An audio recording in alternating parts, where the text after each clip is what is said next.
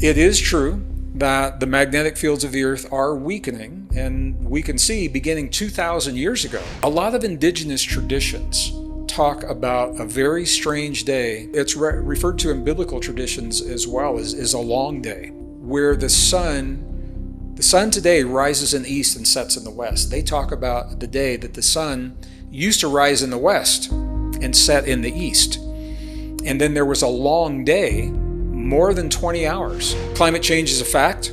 We know that. Climate change is part of a natural dynamic of our planet. We can see in the geologic record, you can see in the ocean sediment records, you can see in the ice cores of Greenland and Antarctica.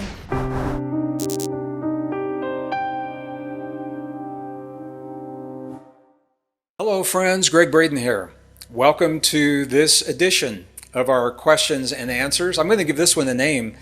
Today I'm going to call it the geological segment because we have two questions. They both pertain to the geology of our past and what it means in our lives today and what it means in terms of the events happening in the world now and in our near future.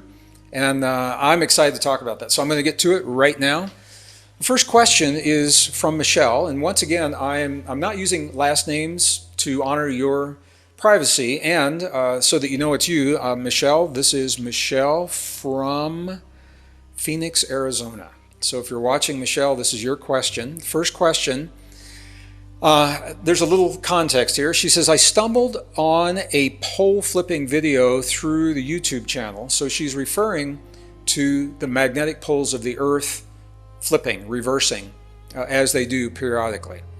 She says it was through a YouTube channel. They have a compelling series on why Earth is about to flip again in the next 20 years. I'd like to get your take on their dire findings. And she's asking if I know the organization. I don't know the organization that is publishing that information. So let me, I'm going to address this in a couple of different ways. First, some of you may not have seen previous videos, and I don't want to rehash the previous videos, but so I'll summarize here. Geology 101, the magnetic field of the Earth. I know that many of you have heard about it. You speak about it. I see people talking about it, and I can tell from what they're saying, often they don't understand what the magnetic field is. So let's start with the very beginning. The magnetic field of our planet originates from within the planet. It's not from something outside of us. You may have done an experiment when you were in school that would help to understand this, and I'll just run through this quickly. If you take an iron bar or an iron nail and you wrap copper wire around that bar or that nail, and so you're wrapping the copper wire and then you've got two loose ends of the wire, one from the beginning, one from the end. If you take those loose ends and you attach them to a power source, it can be as simple as a little AA battery.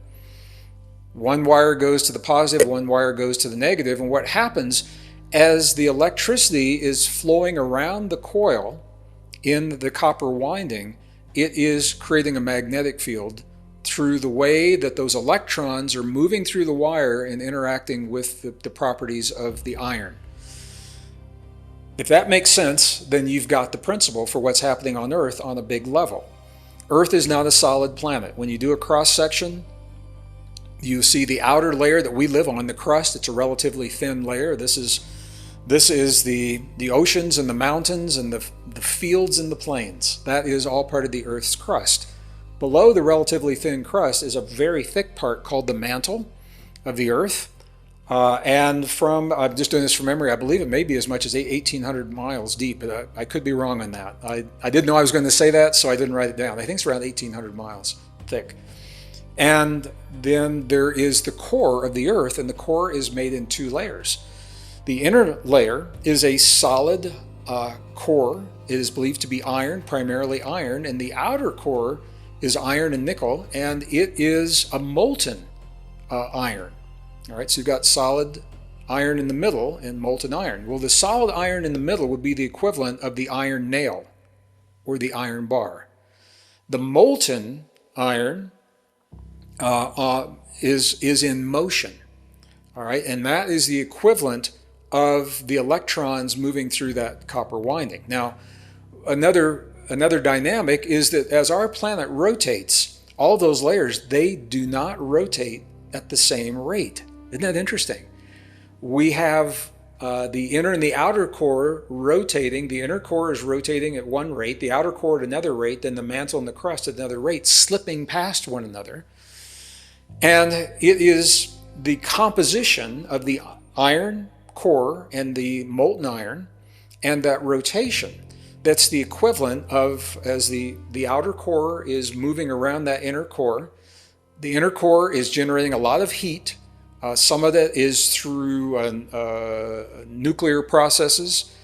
Some of it is through because of tremendous pressures. That heat is coming out of the inner core into the molten core, and that heat and the motion of the Earth is the equivalent there. It's creating electrons. Electrons are moving, and they're moving around that core the way that electrons in the copper wire were moving around the iron bar. That's our magnetic field, all right? So I hope that helps to know where the magnetic field is coming from. Now, two things happening. One, the magnetic field is dynamic. It is not static. So in two different ways. First of all, anytime you have a magnet, you're going to have a north and south pole, and we do. We have a magnetic north and south. It's moving. It's always moving. It migrates. So the magnetic north of our planet is not always where the North Pole, or the South Pole of our planet is not always where the geophysical South Pole is going to be. It's not right now. So right now, the North Pole is migrating towards Siberia in northern Russia. And it's called polar wandering, polar migration. So it's a phenomenon that we've known about, began to measure it, I think, back in the 1950s during something called the IGY, International Geophysical Year. And it is a phenomenon that is so important that magnetic maps are updated about every 30 days now for pilots, for example. Pilots in aircraft, they are using these magnetic fields for navigation. If you're on a runway and you see those funny letters sometimes marking the runways, often there are magnetic references that have to be updated and changed. And if you're a pilot, you know this. So I'm just trying to think, the first major airport that went through and revamped, I think it was in the 1990s. They started re-releasing the magnetic maps every 30 days. It was in the north central part of the United States. It may have been Minnesota, but I could be wrong on that. But it was somewhere in the north central of the United States. But this is something commonly done. All right, that is the poles themselves. Now, that's one of the dynamics. The other dynamic is that those poles, every once in a while, will reverse. The north becomes south, the south becomes north. There's a lot of mystery around this phenomenon, and the reason is because it has never happened since humans have lived on the earth. We emerged about 200,000 years ago, is what scientists tell us, and they're pretty much in agreement on that date. Anatomically modern humans emerged.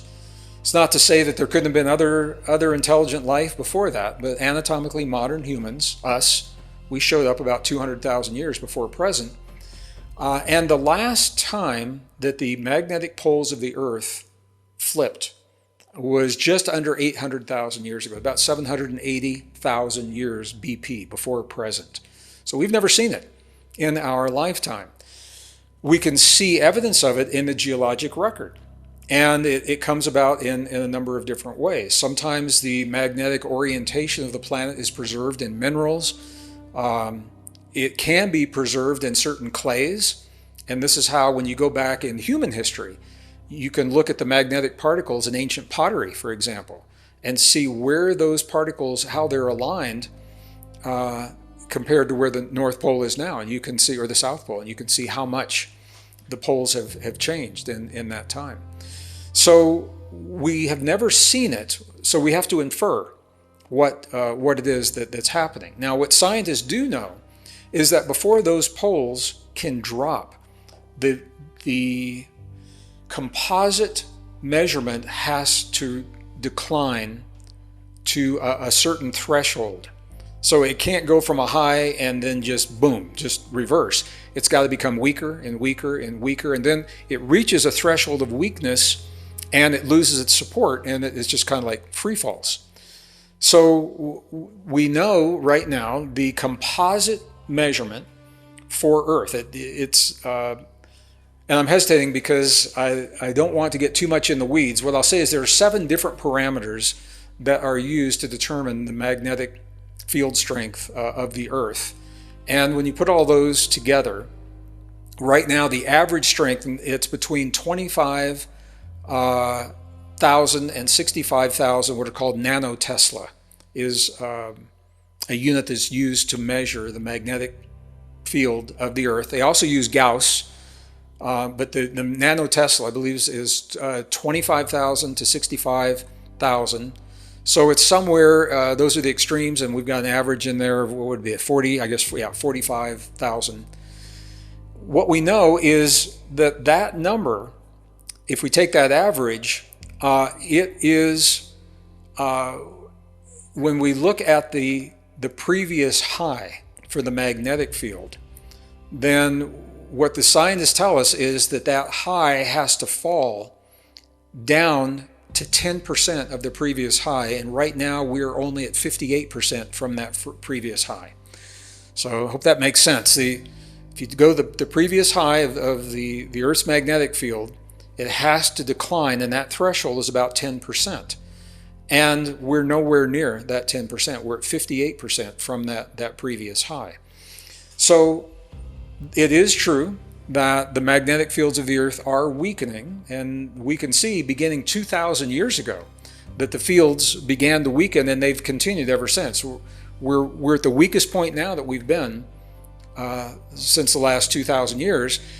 And the last 200 years, I think it's the average is about maybe 9% per century, something like that the magnetic fields are declining. And again, there are different ways of measuring this. So the point that I'm sharing is that we are nowhere near that 10% threshold that we need to reach of weakness before that reversal occurs. And if it took 200 years, if it's taken 2,000 years to get to the point where we are now, we're only 58% down. It's not going to happen today, tomorrow. It's not going to happen this year, next year. As a geologist, it will happen, I can tell you that. And when it happens, I think it's significant. But here's why I'm saying this to you. We live in a world of chaos. Well, you know that, and I know that. And there are so many things on our radar to be concerned about. And some of them are consciously nagging at us all the time. You know, we've got to be prepared for supply chain shortages or breakdowns or fuel shortages, bank closures, social unrest. We're looking at war now in Europe, the first time we've seen in a very long time. So what I want to say to you, is a pole reversal possible? Absolutely. Will it happen at some point? Absolutely. Is it going to happen this week, next week, or in the next 20 years? I personally am not seeing the evidence to support that. I'm not saying that there isn't evidence out there, or maybe there is that I'm not seeing. What I will say is that does not fit what the geologic record has shown us since we've been studying the magnetic field since the 1950s. Now, barring a black swan event, are there things that could accelerate that? Sure, there are. If we had like a massive solar flare from the sun, or if we had mushroom clouds from nuclear weapons simultaneously, in different parts of the Earth, things like that, giant meteor impact on the planet, it would ring this planet, it would ring that iron core like a bell. And that would be enough, scientists believe, to trigger that pole reversal. Those are called black swan events. We don't know when they're going to happen. We don't know if they're going to happen. We can't really prepare for them. So barring a black swan event, I personally don't see the evidence to support a magnetic field reversal in the next 20 years. So I don't want you to worry about that. Of all the things to be concerned about and prepare for, I don't want you to worry about it. How would you prepare for that anyway? Well, let me talk about that a little bit. Because the world you and I live in right now, the technology that we depend on is based upon an assumption with the magnetic field of the Earth, and that assumption is that it's always there and it's always oriented the way it is now. Your computer, my computer, your cell phone, my cell phone, the electricity that powers our planet, the electricity that powers our automobiles, all of that is the data, the memory, the flash drives, hard drives, everything assumes that the magnetic fields of the Earth are a constant. in terms of where they're oriented and that they exist. So much so that we never talk about it. So much so that all the technology, I mean, billions, trillions of dollars poured into developing technology with the thinking that the magnetic field is a given. It's always there. Well, when a magnetic field reverses, we've never seen it here personally, but we have seen it on other planets, and we see it in the sun. And it can happen in a couple of different ways. One way that we see in other planets, and we see this in the sun, by the way, the sun does not have a single north and south pole. The sun has many magnetic fields, and you see them as sunspots. When you see those dark spots, each of those is a magnetic vortex. And what happens on the sun is those vortices begin to break down and they go into chaos. And we see this in other planets as well.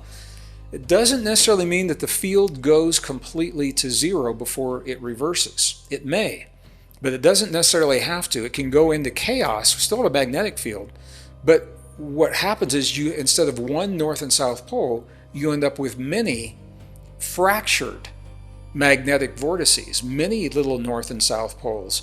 And then as they all become oriented into the new position, then we normalize into a new north and south. What used to be north is now south, and vice versa. So that is one way that this could happen. A lot of indigenous traditions talk about a very strange day, actually 3 days, in the history of our planet. I wrote about this in 1986, caught a lot of flack for it. It was shared through some of the indigenous traditions that I had studied and some of the elders that I had spoken with. And they talk about a day, and it's referred to in biblical traditions as well as a long day, when the indigenous traditions talk about a day where the sun today rises in the east and sets in the west. They talk about the day that the sun used to rise in the west and set in the east. And then there was a long day, more than 20 hours, where that didn't happen. And when it began to happen again, it was reversed. The sun was rising in the east and setting in the west. The feeling is that could only happen if the rotation of the earth itself, or the rotation of those inner portions of the earth, were to slow and stop and then begin again. But we've never seen it, and I'm not saying that's what's happening. I am just sharing that you will hear about this in indigenous traditions, the long day, when either the sun remains in the sky for an abnormally long period of time, or if you're in another part of the earth where it's dark for an abnormally long period of time. Usually 72 hours is what they talk about. That 72 hours comes up a lot, 3 days.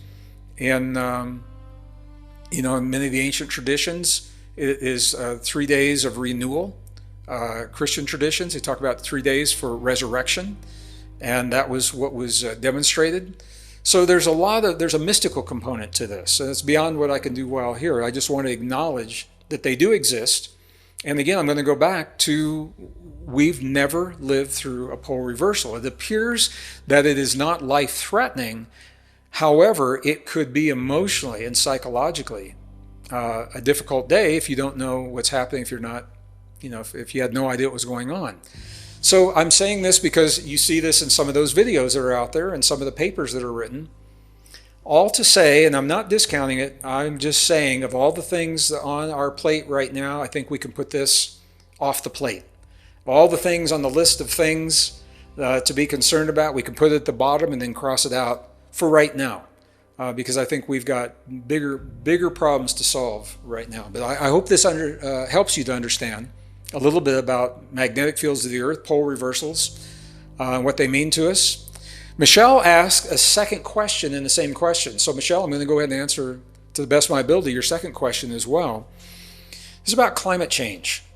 She's asking, why do they, and the they is in little rabbit quotes, whoever they are, the powers that be, we've talked about this in some of the other Q&As, why do they continue to double down on the climate catastrophe angle? Wow. There's so many ways to answer this question. So first of all, who are they? The powers that be, there are local powers that be, there are regional powers that be. There are global powers that be. So I believe that the most honest way to answer this question, why are they doubling down on the climate catastrophe angle, is coming within the context of what you and I are living through right now. It is an attempt for what is called the Great Reset. And I know many of you have heard that. You've heard me speak about it. The coin was termed by the World Economic Forum. They produced a book, it's no secret, that they would like to remake the world. And in that remaking, they are seeing the opportunity, or they're seeing the pandemic as an opportunity to remake the world. And what does that mean? It means a new economic system. It means a new financial system. It means a new industrial system. It means a new social order. It means new governmental systems. It means new relationships between new nations that are forming. And they talk about this very, very clearly. There's a goal that they have to accomplish this by the year 2030.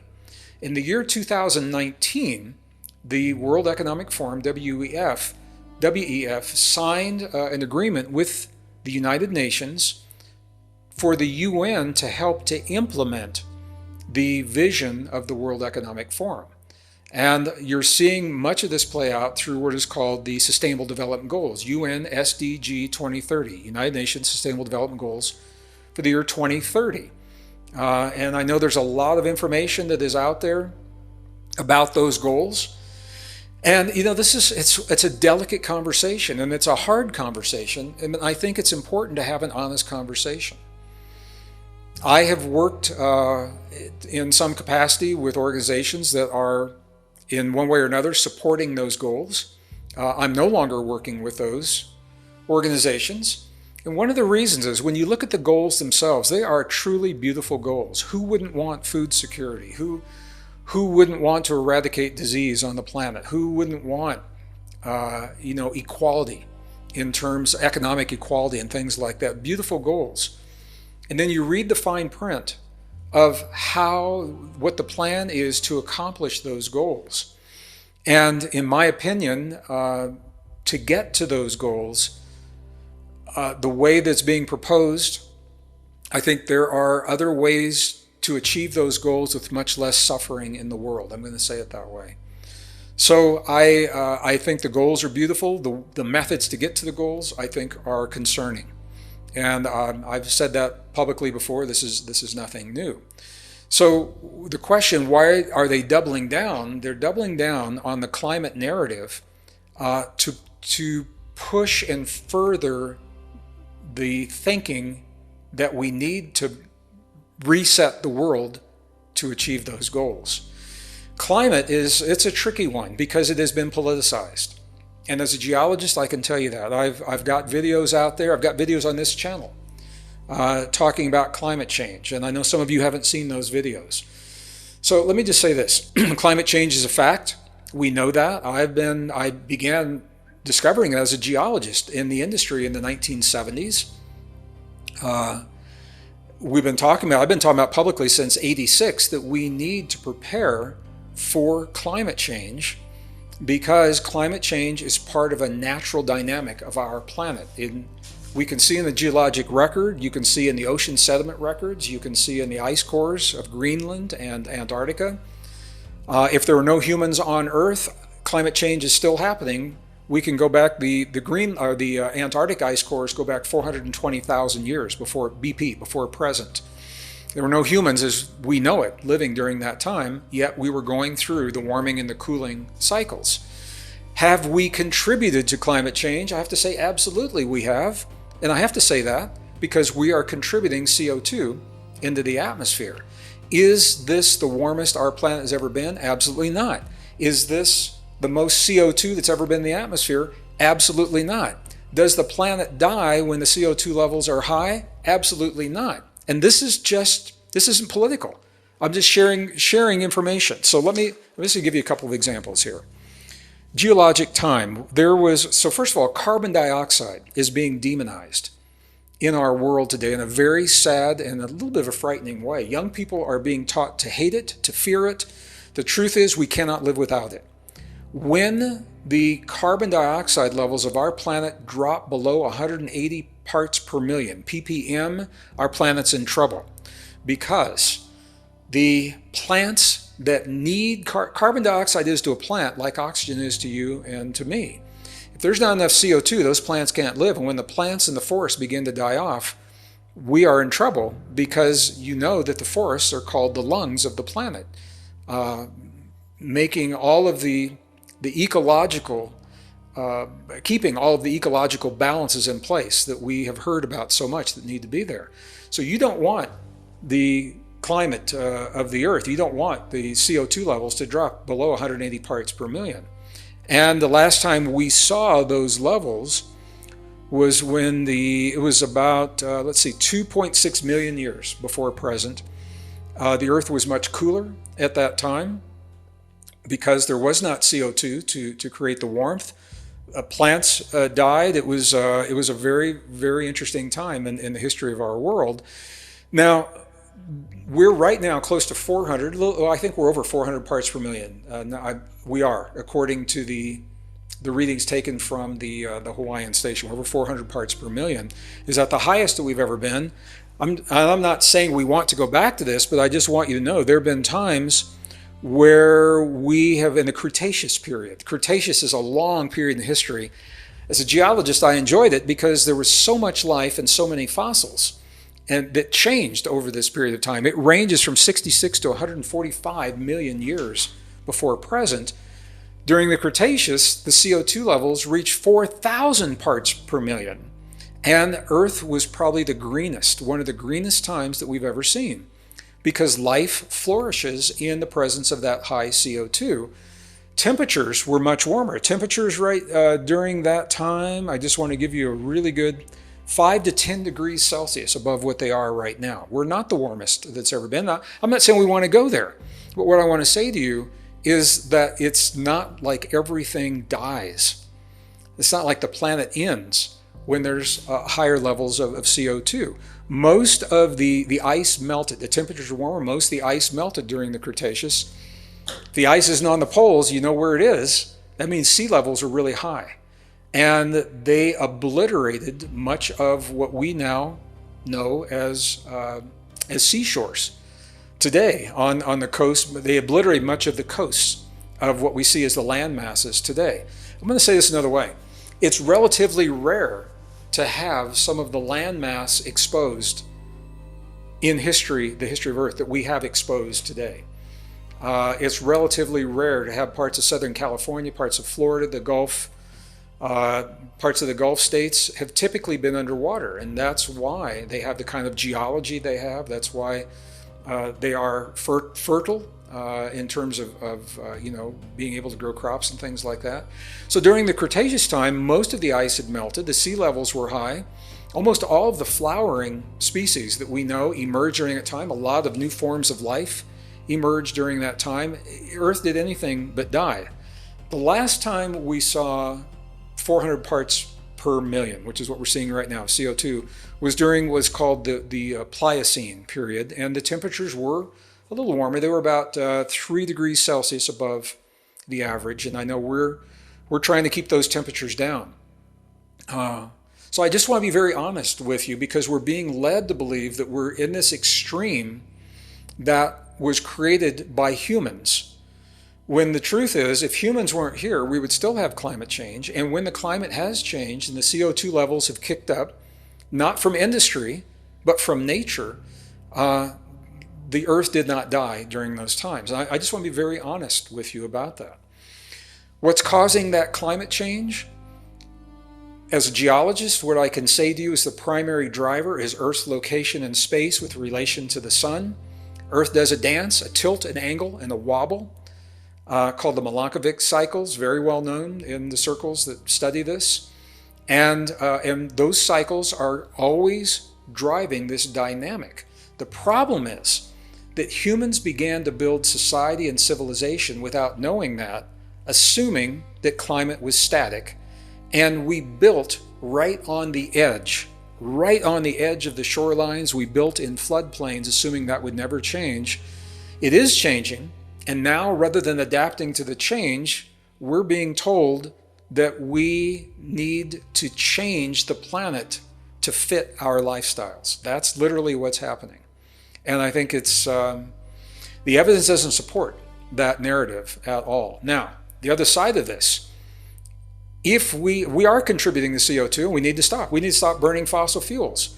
We've had the technology, as you've heard me say, for over 60 years to produce clean, green, sustainable energy, electricity with zero greenhouse gases, with materials that are abundant in the Earth's crust, that are inexpensive. Everybody has them. Nobody can hoard them. They don't cost a lot to create, in a way that cannot melt down like a Fukushima reactor. It cannot be weaponized the way uranium is, or plutonium is in the weapons today as a byproduct of uranium. The waste can be recycled into the new fuel. It's not perfect, but it's a stepping stone toward a more perfect form of energy when we finally reach vacuum energy from empty space. And we will. The energy I'm talking about is thorium. I did a whole video on this. I'm not going to reiterate that now. Here's the point. If that Michelle asked about, if they were serious about climate change, I personally believe, this is one man's opinion, that they would have allowed this technology to emerge and become prolific when it was developed back in the 1960s. We had these thorium reactors up and running, 60s through, they were shut down in the 80s. Then a lot of them, but we had some in the US, India's had some, China's had some, Russia's had some. They're developing now. China's developing new thorium reactors, element number 90. Russia is as well. So when you read that they are not proven, it's not true, because we already have built them, we'd already used them. So if they were serious about cutting back on greenhouse gases, I think we would have eliminated those greenhouse gases. So I guess I'm answering this in a couple of different ways. Number one, climate change is not human caused. Number two, humans are contributing to it. Number three, we are not the warmest that it's ever been, and this is not the highest level of CO2 in the atmosphere that's ever existed. We can look back in geologic history. I'm doing this because I've got notes on my desk. That's what you're seeing me refer to. If we want to be honest with ourselves, we can go back and we can see what happened to the oceans, to the ice caps, to the green life and the flourishing of life that emerged when the CO2 levels were higher. And I'm not saying we need to do that now. I just don't want you to be afraid. And this is the whole thing. Why are they doing this now? This is my opinion. If the powers that be would come to the people of the earth and honestly say to us that what we have done in the past served us because we're here now, and it is unsustainable, and we now have the technology to move into a new era and a new way of living our lives. New ways of generating electricity, new forms of finance and economies. Let's work together and build this. If they would say something like that to us, I think people would probably be more willing to go along with the plan. The thinking is done from research and studies back in the 1960s that people are reluctant for that kind of change. So the only way to get people to adapt that change is to frighten them. So climate is being used to frighten people into a narrative supporting it, and into a way of thinking that will embrace the alternatives that are being touted as the saviors, as the savior for what we're doing. So it's, in my opinion, it's unnecessary. I understand the thinking. I just don't think that thinking is necessary. I think the people of the earth are ready for change, and that we could work together and build a new world but minimize the suffering.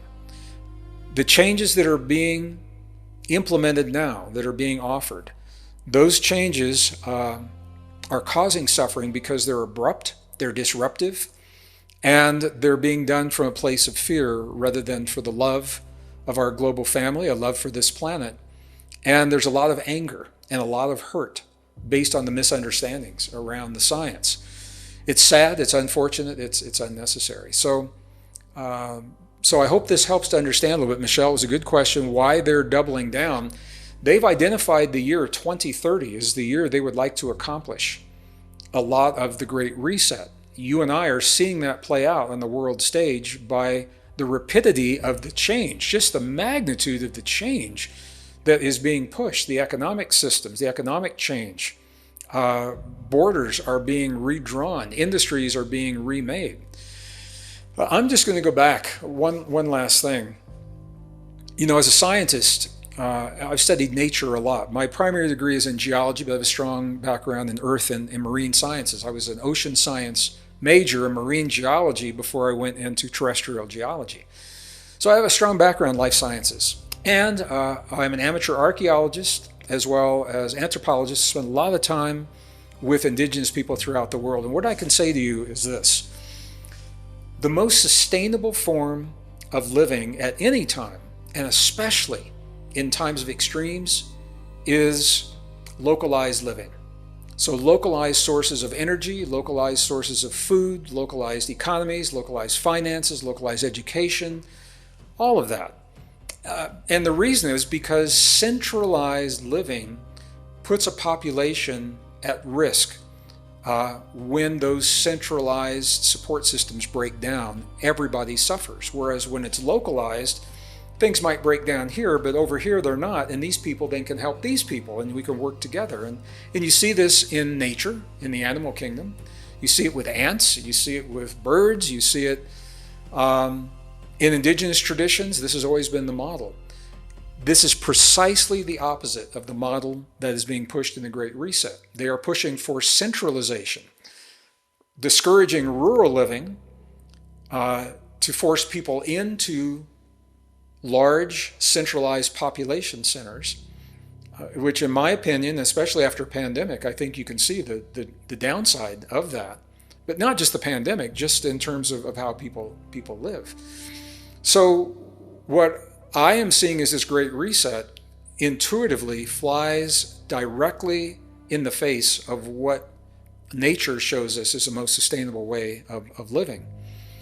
The World Economic Forum wrote the book. This is where it came from. What I'm saying to you is not a secret. They believe that this is a good change. They believe that it can be done in a relatively short period of time, and we'll have a better world for it. The ideas originating from the World Economic Forum, they have had really no way to implement those ideas until the year 2019. 2019, they signed the agreement, and it was televised. You can see videos of the handshake between the World Economic Forum and the United Nations to implement the ideas for the Great Reset.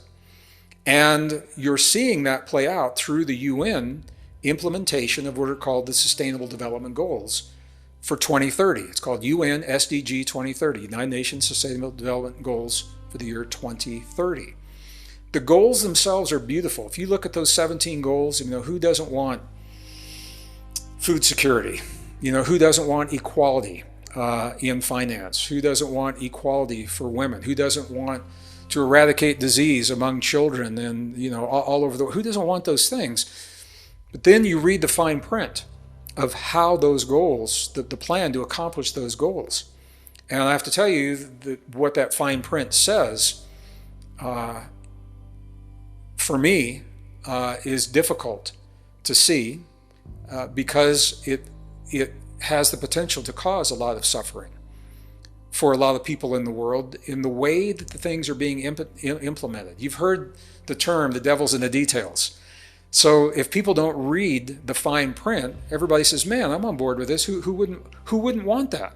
Who wouldn't want food security? But then if you look at how that food security is being accomplished with large corporate farms, for example, or using a lot of GMO-based seeds, and the pesticides are being used, which are needed if you're going to have a huge corporate farm. That's the way those things are run. In my opinion, that is probably not the way to go. And I'm hesitating a little bit. I had the opportunity and have worked with a non-governmental, an NGO, non-governmental agency, who sharing new ideas about the SDG 2030s. And I was excited to do that. And what I found was that the thinking is so strong that we need these goals and that we need to support these goals, that I could no longer support those in good conscience. So I'm no longer localized living. Localized living in all the ways that I've talked about, the transition of energy, if we're serious about it, it's already available to us. You've heard me talk about blockchain technologies and how that can revolutionize personal finance and global economies in a way that's not tied to a government, in a way that's not tied to a nation. I know for some people it sounds frightening, and for other people it sounds like utopia. And I think there's something in between. So I think what it all comes down to, for me, it's about being honest. How can we solve the problems of the world if we're not honest about the problems that we face? We cannot solve a climate change problem if we're not honest about what the data is telling us, and if we keep cherry picking the data, and if we keep using legacy media to perpetuate frightening narratives without talking about the big picture and the full picture. So I know that we can build a beautiful world because we have everything we need to do that. And I know the people of the world are ready for that. They're ready for more than the war, certainly. They're ready for more than the suffering. And we love our planet. We want to preserve our planet. So my prayer, my invitation, I wish those powers that be, I know they're doing what they think is best in their minds. And if we all work together and looked at this from a little bit different perspective, I think we could accomplish great and beautiful things. I personally believe it's possible to raise the standard of living for every human on the planet using the technologies that are now available and what we now understand, rather than elevating those standards of living for relatively few at the expense of many that are working and suffering to support that. I know that world